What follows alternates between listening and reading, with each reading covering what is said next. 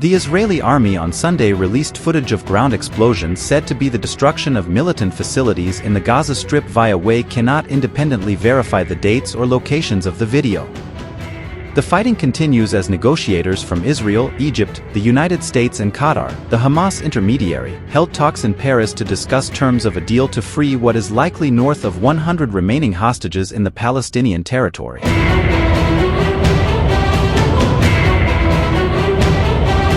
Negotiations remain fluid. Israel's Prime Minister Benjamin Netanyahu told CBS News it's not clear whether a ceasefire and hostage deal would materialize from new talks in Qatar. Hamas says Israel has denied its main demands that include an end to the military occupation of Gaza, as thousands joined what's become a weekly rally in Tel Aviv demanding the immediate release of hostages still held by Hamas since its October 7 attack on Israel. Police using water cannons dispersed a counter-rally where protesters held signs blaming Netanyahu for October 7. Netanyahu announced plans to convene his cabinet to discuss a push into Rafah that would include evacuating civilians.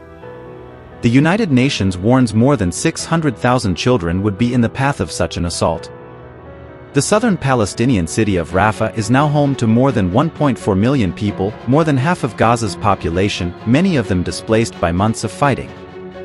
The United States has a humanitarian plan should accompany a military one.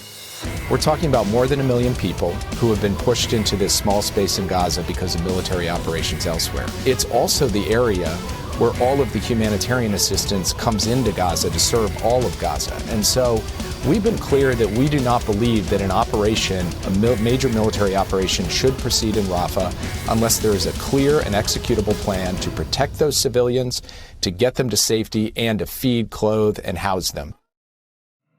The overcrowding in Rafah strains a healthcare system already on the brink, with as many as 4 newborn babies sharing one incubator.